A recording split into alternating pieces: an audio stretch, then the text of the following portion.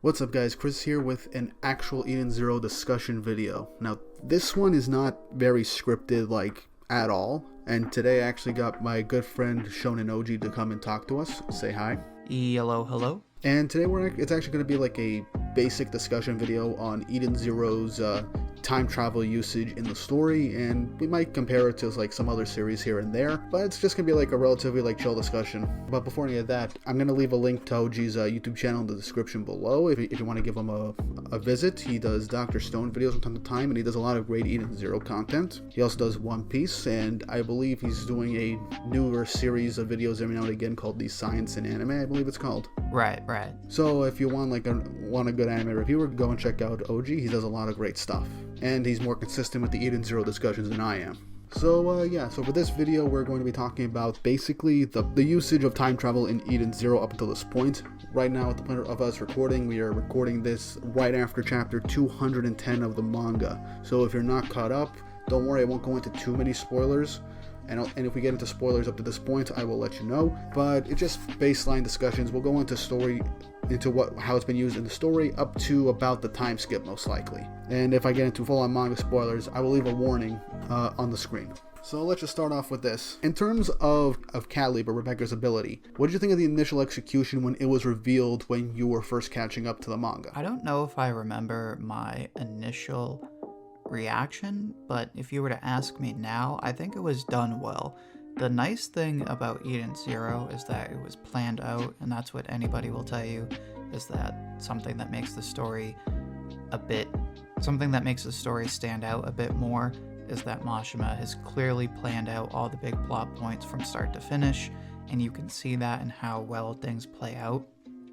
And part of that is time travel isn't just this thing that was thrown in, right? It is something that has been present in the story from very early on, one of the first few arcs, and in a right, exactly. And in a similar fashion, Rebecca's cat leaper has been worked into the story little by little, relatively the same time. The first inkling of her Caliper ability was during the Sun Jewel arc, when her Ether Gear activated. If you pay attention to the manga, it's not. I don't know if it was as clear in the anime adaptation, but I think it clearly said it was as if time was going backwards, or she knew what was coming. Right. So I believe the initial foreshadowing was in that little tournament at Xiaomei's planet, and then afterwards she fought Nico, I believe his name is. I hope I didn't mess that up. I don't know who it is either. It's just some B-Cuber guy. Yes, it was a B-Cuber. But yeah, it was, the way it was presented was that it was clearly very useful, but it also wasn't OP. Because it's not like it made her... I remember some people reacting to it, especially when the anime came out, so what, now she's super strong because she can just kick people and she's super fast? And it's no, she can just kind of cheat her way into fights sometimes, which is hilarious, by the way, because there will be times where she is literally cheating and then someone else will cheat. She'll be like, hey, you can't do that, that's cheating. And you're sitting there dude, you controlled time, you're cheating. But yes, no, I think it stands out among time abilities, not just in anime, but in media in general, because of how well it is planned out, how carefully it is introduced in the story, and how well balanced it is. Yes, and I want to get into that also. The fact that originally we did not know how balanced this ability would be or how broken it would be. After Bellio Goer, we get the inklings that, or at least the confirmation that she's done it multiple times without realizing it. Like Happy's death in the early flashback in chapter 2, it is revealed in Bellio Goer that her cat leaper subconsciously saved her in that event. And then when we get to Foresta, when she wanted to use cat leaper again, she realized she had a limit of only going back a few seconds, and if she capped off her limit of I believe it was 3 times, she would begin to get a recoil, her body wouldn't be able to handle it, and it started to crack and could potentially destroy her, balancing out the ability so that she wouldn't abuse it to extreme degrees. And then in essentially after the time skip, which spoilers for the time skip to a certain degree, only for the first few chapters, she talks to Noah, and apparently we get more information on how the Eden Zero quote-unquote multiverse works to varying degrees. So up until Belial Goer, we were given the knowledge of, numbered worlds, essentially different timelines branching off from like an original one, and the one up until the Aoi War arc was number 29 or number 30. It was something like that. It was something like 30. I think it was like 29 for Belial Goer, and then at the end of Aoi War it was 30. So Noah basically explained it as the worlds were just going back in time into a specific point, but it would be slightly different from the original point the time traveler came from, and then it would go off into an entirely different timeline from there with future knowledge of certain events, etc. But then we get the idea of universes, which are actually like full-on different worlds that had very drastic changes to its mythos, its timelines to certain degrees, that it could even alter some points of the past, which right now we are in Universe 3. And in the Eden Zero manga, we are confirmed that there is in fact like a Universe 0. Right. And that is a whole other discussion for a different video entirely. Yeah, like the whole idea of time travel and the multiverse ish thing for Eden Zero is interesting, and it's actually been dealt with pretty well, as it also gives you the idea of, okay, these worlds weren't reset, but they're still ongoing. Like Belial Goer, and I believe you mentioned this in a discussion, like on a Twitter post or a video in and of itself, about potentially like the world where Rebecca leaped after Shiki was shot in the head and left for dead. And like the darkest timeline, potentially Homer and Wise in that reality are still ongoing, and they probably believe that Rebecca is no longer around, or they abandoned them. I'm sorry. What did you... Sorry, I was expecting you to jump in with your thoughts on that point also. Oh, okay. Let me start over. Well, I don't believe that was my theory or my idea. If it was, then I'm totally blanking. But I do like that idea of, because that's pretty much what would be happening, right? Is that the universe doesn't just stop because the main character leaves. Like, that universe is still going. And that's actually a really interesting point of like, I wonder what happens to these characters when our Rebecca leaves. It's an interesting question to consider, and I wonder if maybe it has something to do with our current plot right now. Yeah, it could have something to play into like a future arc or something, especially with like the reveal in this recent chapter really gets you thinking on the entirety of the series up until this point once more, especially with everything going on with Ziggy and everything. There's also the fact that it's not like Rebecca physically is going back in time. It's her consciousness, which is something that is a pretty interesting idea, and I don't know any other media that has used time travel in that regard, if it's just the consciousness, because we've seen her jump into a future where her cat leaper ability was basically useless because she lost her legs. It was a dark future. She had no control over her abilities. She didn't have them anymore, and she was able to go back because it was like a temporary jump to the future and not to the past. Yeah, I'm trying to think, because I know there is at least one story I've read where they do it that way. Oh, Tokyo Revengers. Yeah, Tokyo Revengers, and I finished watching that a couple months ago. So it'd be more like how it works in the Cell Saga, where Trunks goes to the past, but by going to the past, he creates another timeline. So he is like a foreigner. So when he goes, there's baby Trunks, and then there's future Trunks. One thing I like over the course of the last couple of years that I've been starting to understand more about like writing in general and how time travel has been used. Going back, I liked how Dragon Ball did that, because it kind of waves away the whole like time paradox stuff. Because like time travel in and of itself is like a messy subject to talk about and even touch in any form of fiction. Like spoilers for One Piece in the Wano arc, real quick. But when it was revealed that like Momo and Kanjuro and Kinemon and Kiku were like samurai from 20 years in the past, and Momo's mom sent them to the future 20 years, it was actually like a good way to bring in time travel to not make it super broken, because instead of moving them to the past, it brings them to the future, and it doesn't like destroy any previous canon of the story. It just, they were removed from this one instance in time, and they came to another one. And like the whole multiverse timeline thing is good in and of itself, because you don't have to worry about, you know, oh, if this character does one thing, it'll alter another thing, and this character might end up not doing the whole time travel thing, because very confusing and nonsensical to a multitude of degrees. Yeah, that's the thing about time travel, is it can be a very fun thing to do in your story, but it is also it's a very easy way to mess up your story. There is one particular example that I would really like to mention, but even mentioning the story would be a huge spoiler. So I will just leave it at that. And last thing I want to talk about outside of the Rebecca Caliber thing is actually the idea of the chronophages and how that takes away the whole, that was one of the earliest ideas of, like, you know, pseudo time travel introduced in Eden Zero, and how it literally was like, yeah, don't worry, this shit isn't going to cause any paradoxes or any confusing bullcrap like that.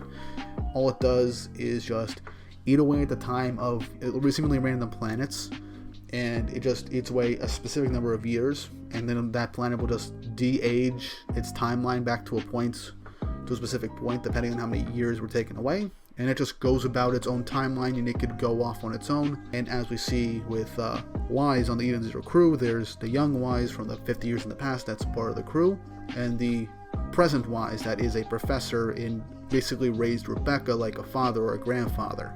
Both of them exist in the exact same universe, the exact same timeline now, but because of how past Wise was brought into the present, it doesn't cause any paradoxes. And I think that is actually like a really interesting way to bring in like past characters to the future and have them become their own separate characters and take a different path than, you know, making it like preordained, like Wise will become how he is in the present that Rebecca knew him as. Yeah, that much I liked. I liked that there was a future Wise and a past Wise, and I like it even more now because it is increasingly hard to do that with the way the universes are set up. And it, like, you don't really have, like we mentioned, with Trunks and future Trunks. So to have that Wise dynamic is actually pretty unique. Now, something I do want to happen, this could be like a final arc thing, because present Wise is not like dead or anything. He's out there traveling the cosmos, something like that. I want there to be a moment where both versions of Wise come together and maybe learn from themselves and do some kind of like tech stuff. I'd love to see future Wise's reaction to like the Arsenal suit and maybe help upgrade it also. That'd be actually a pretty awesome moment, and since, you know, no time paradox, it can be doable, and I think it'd be nice to have two different versions of the same character meet. Yeah, if anybody needs an upgrade, it is Wise. I love the boy, but his Arsenal suit has definitely been neglected. Not to say he himself has been neglected. He has definitely been working up the ladder as far as like programming skills and all that. This recent arc being a huge example. But his Arsenal suit was like his trademark thing. And then once he got his more recent power-ups, the Arsenal suit became somewhat irrelevant. Not that he doesn't still use it, but it's definitely due for a new upgrade. Yeah, and one that fully utilizes the current upgrade that he has right now. Like, I literally made a joke in like 2 or 3 older videos from like last year that he was literally Eden Zero's Iron Man. Just take away the millions of dollars. I mean, yeah, that's pretty accurate. Yeah, I find that hilarious. I don't know if anybody else pointed that out at all. I guess the only difference is, at least if you're going by the movies, Iron Man, he, at least in the more recent movies, he can make his suit out of nanobots, whereas Wise, although, yeah, because Wise can effectively do the same thing. He can like make his suit on the spot. So yeah. Yeah, that's an interesting thing to think about. But yeah, we're trailing off already into like a Wise-centric discussion, which I think we could talk like 15 to 20 minutes about that in general at any time. Right, yeah. But yeah, I think like going back to the chronophages for a second, you literally made an entire video about how those things are connected to Mother and Rebecca as well. There's still so much mysteries to it, especially the fact that they're supposedly connected to Mother based on Ziggy's dialogue in like the current arc of the manga. and how everything is connected through Mother, the Chronophages, and even bots to an extent. So with everything we know, there's definitely a lot more to learn about the Chronophages and how time really works in this series. And it just builds up a lot of intrigue for how it's going to be used in the future of the series, because I want to know how they're going to like use Cat Leaper to a degree to figure things out, because I believe past the time skip, Rebecca has not used Cat Leaper in the same ways that she has done in Bellio Goer. Actually, has she used it in the same manner as Bellio Goer? Don't believe so. I believe she's just been using it for like the quick leap backs or whatever you want to call it. So yeah, we still haven't gotten to the point where she could actually use that ability to jump into a different timeline, and I feel like because I think we were all expecting her to use it at the end of the Aoi War, and Mashima subverted our expectations and did things pretty well so that she wasn't able to use it to a certain degree, like at all, to go back into a different timeline. And I don't think we're going to get her doing that at all till maybe like the series' climax or the penultimate arc of the series, because I think we can all agree that even with the limitations that we have right now for Rebecca's powers, if she can fully master that, because that was something that I was concerned with with her current power-up, but if she can use like the time travel aspect of it multiple times in a row, she would be broken as hell and it would take away all stakes from the story. So I don't expect her to use that like application of it to like the very end of the series, or the second to last arc or so. I don't know about the very end of the series, but I do agree. I think Mashima is going to use it very sparingly for that exact same reason. Yeah, because he did say that up until this point in the manga, he planned everything out, and he's currently planning on future stuff now that he's gotten up to this point. So yeah, I'm excited to see what's going to happen next, because he's one of the few writers that has used time travel in a honestly interesting and intriguing way that still leaves a lot to speculate about and a lot of mystery about it. Yeah, that would definitely be an interesting twist. I think there's a lot more like that we still have to find out about Cat Leaper. I think we are far from knowing the full extent of Cat Leaper and where it came from and what its full intents and purposes are. But yeah, I mean, there's not too much else I can talk about time travel in Eden Zero and how it's been used. We basically covered all the talking points at this point in time. And yeah, not many other series we've addressed can actually do time travel very like well without like time paradoxes or just giving everyone just a massive headache on the logistics of stuff. Like at least to a certain degree, quick example, Avengers Endgame did do time traveling, and they did it in like the multiverse branching timelines thing, which no one really talked outside of like the Loki series. No one really talks about like, oh, there are certain timelines where like Thanos isn't a thing anymore, Loki escaped with the Space Stone, etc., etc. So you know, there's stuff to think about, and we mentioned it earlier, like the realities that Rebecca time leaped from could still come into play. I mean, there's still like potential futures, like the one we mentioned with her not having Cat Leaper anymore, that could still come into play, because I would like her to like do like a quick time leap into the future, and it'd be interesting for like a certain amount of time she can't go back. That would be an interesting story beat to go to. She'd know like a potentially like a very dark future, maybe the one where she lost her legs and she thinks that she was in a coma for this whole time, until eventually it's revealed that she did accidentally cat leap like she did in the Aoi War arc. That would be an interesting way to go about things for a an arc to go to the future if you ever want to do something like that. And especially with a important character introduced in this current arc, it could tie into Cat Leaper and Rebecca to varying degrees. So I'm honestly excited to see where that could lead, because there does seem to be like a connection between both their abilities. I will say read Eden Zero, and if you haven't, I guess read Dr. Stone. But yeah, I think that was all the talking points we had for this video. Honestly, it was really nice doing another like collab video with you. It's been like literally a little over a year since the last time we did a collab. I think it was like the MHA arc ranking video, and that was like manga based and not anime based. Yeah, it was. I'm surprised I didn't come up with the idea. I didn't ask you to do like a Dr. Stone ranking video now that the manga's over. We could do that at some point in the future. But yeah, that's basically it for this Eden Zero discussion video. If you haven't already, don't forget to like and subscribe and hit the notification bell for updates on future videos. It really does help, and it shows that you guys like the Eden Zero topics and videos on this channel, and I'll keep them coming. And if you haven't already, like I said in the beginning of the video, go check out OG's channel. He does a lot of nice science-based content for anime and manga, and he covers Eden Zero on a regular basis, and other anime like Dr. Stone, One Piece, and other stuff. So I think you'll enjoy his content as well. But yeah, that was basically the entire video. I hope you guys enjoyed. Leave your thoughts and opinions on this topic in the comment section down below. And I hope you all have an awesome day. You want to say anything, OG? Peace. Alright, truly something that I was expecting you to say. Hope you guys have an awesome day.